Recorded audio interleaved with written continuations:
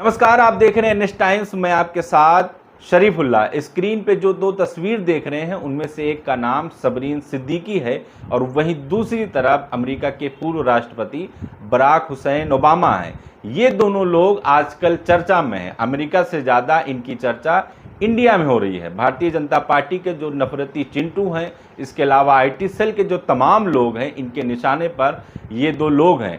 Twitter पर trend भी किया जा रहा है। इसके पीछे की जो वजह है बहुत बड़ी कहानी है, प्रोपेगेंडा है।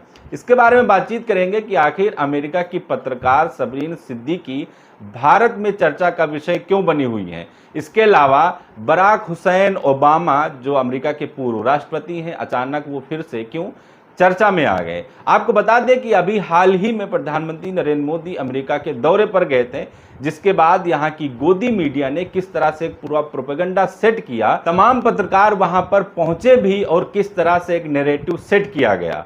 इसके अलावा वहां पर देखा गया कि अमेरिका के राष्ट्रपति जो बाइडेन और देश के प्रधानमंत्री नरेंद्र मोदी की साझा प्रेस कॉन्फ्रेंस भी हुई।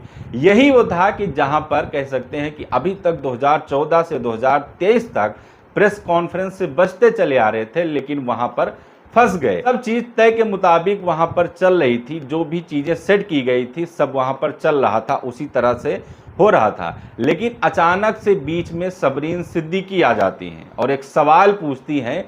सब वहां पर भंडाफोड़ हो जाता है, तहस नहस हो जाता है।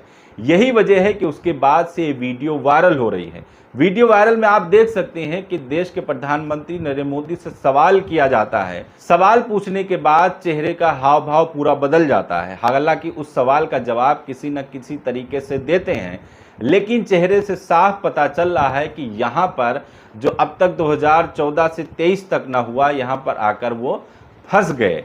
सबरीन सिद्दीकी वही है जिन्होंने सवाल किया था। वहां पर तो इनका चेहरा नहीं दिख रहा था, लेकिन जब ये निशाने पर आई, लोगों ने पता किया तो सामने नाम आया सबरीन सिद्दीकी का और यहां पर इनकी चर्चा होने लगी। लोग उन्हें पाकिस्तान से जोड़कर देखने लगे, लेकिन सबरीन सिद्दीकी इंडिया की ही मूल निवासी हैं। उन्होंने ट्वीट करके बताया कि हम इंडिया के मूल निवासी हैं। 2011 की एक फ़ोटो ट्वीट की, इसके अलावा 2015 की उन्होंने फ़ोटो ट्वीट की। आखिर क्या वजह रही कि सबरीन सिद्दीकी को सामने आना पड़ा? यही वजह है कि उन्होंने प्रधानमंत्री नरेंद्र मोदी से सवाल कर दिया। लेकिन सबसे बड़ी खासियत है, खुशनसीबी है कि वो यहाँ नहीं रहती हैं, नोएडा के ऑफिस में काम नहीं करती है, गोदी मीडिया के पत्रकारों के बीच में काम नहीं करती हैं। वरना हो सकता था कि अब तक बुलडोजर चल जाता, सीबीआई ईडी का छापा पड़ जाता, या फिर यहाँ के जो तमाम भारतीय जनता पार्टी के नफरती चिंटू हैं अब तक देशद्रोही करार कर देते। लेकिन यहाँ पर भी अभी वही माहौल चल रहा है। लोग ट्विटर पर ट्वीट कर रहे हैं और पाकिस्तान से उनको जोड़कर देख रहे हैं। अब हम बातचीत करेंगे अमेरिका के पूर्व राष्ट्रपति बराक ओबामा के बारे में। बहुत से कम लोग जानते होंगे कि इनका पूरा नाम बराक हुसैन ओबामा है। इन्होंने भी अपने तमाम भाषण में अपना पूरा नाम नहीं लिया, हमेशा बराक ओबामा ही कहा है।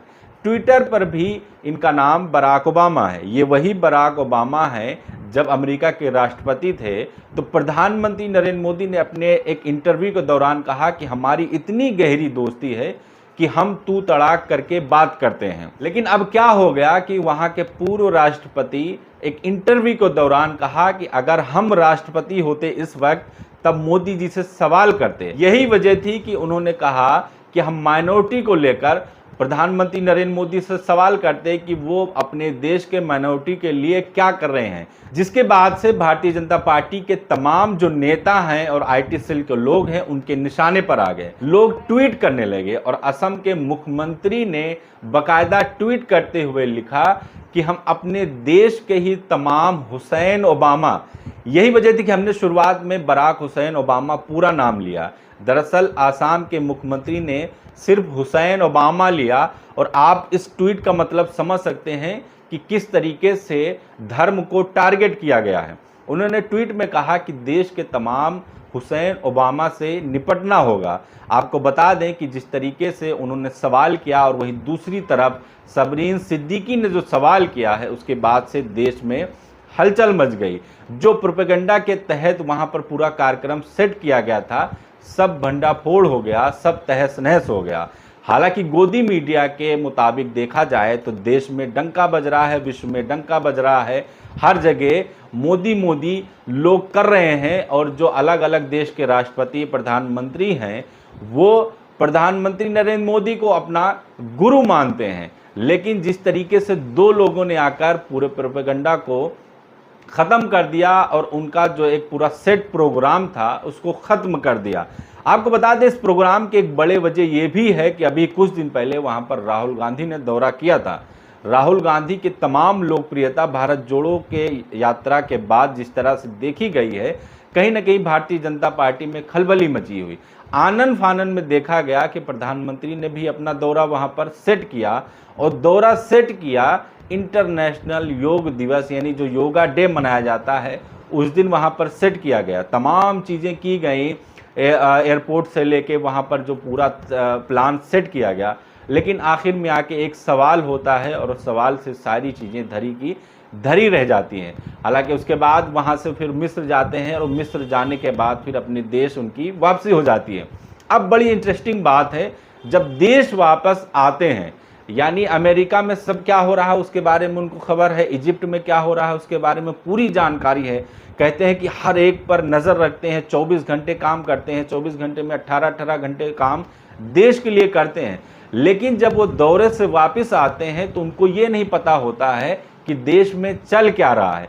वो आके भारतीय जनता पार्टी के जो अध्यक्ष हैं जेपी नड्डा, उनसे पूछते हैं कि भारत में क्या चल रहा है। शायद मोदी जी को नहीं पता है या खबर नहीं चल पाई होगी, या फिर गृह मंत्रालय से उनके पास खबर नहीं गई होगी कि मणिपुर जल रहा है। और जब वो दौरे पर गए थे तब भी मणिपुर जल रहा था। मणिपुर इस देश का ही हिस्सा है, लेकिन वहाँ पर जाके हाउडी हाउडी मोदी करने वाले लोग, गोदी मीडिया के लोग जिस तरह से उस प्रोग्राम को दिखा रहे थे और वहीं मणिपुर में लोग मर रहे थे, इससे लोग सवाल कर रहे हैं कि क्या ये सिर्फ प्रचार के लिए, क्या ये सिर्फ एक प्रोपेगेंडा के लिए प्रोग्राम तय किया गया था। क्योंकि अगर देखा जाता है कि देश के लिए काम हो रहा है, अपने लोगों के लिए काम हो रहा है, तो सबसे पहले मणिपुर जाना चाहिए था। लेकिन ऐसा नहीं हुआ। वहाँ पर वो मिस्र जाते हैं, मस्जिदों में बैठते हैं और उसके बाद फिर जो प्रोग्राम होता है तमाम चीज़ें होती हैं। लेकिन यहाँ पर मणिपुर चल रहा है और मणिपुर के लिए कोई खबर लेने के लिए तैयार नहीं है, बल्कि आकर ये पूछते हैं कि भारत में क्या हो रहा है। ऐसी तमाम बड़ी खबरों के लिए आप देखते रहे नेक्स्ट टाइम्स। और अभी तक आपने अगर हमारे चैनल को सब्सक्राइब नहीं किया है तो चैनल को सब्सक्राइब कीजिए, लाइक कीजिए, शेयर कीजिए और फेसबुक पर जाकर भी हमारे पेज को फॉलो कीजिए।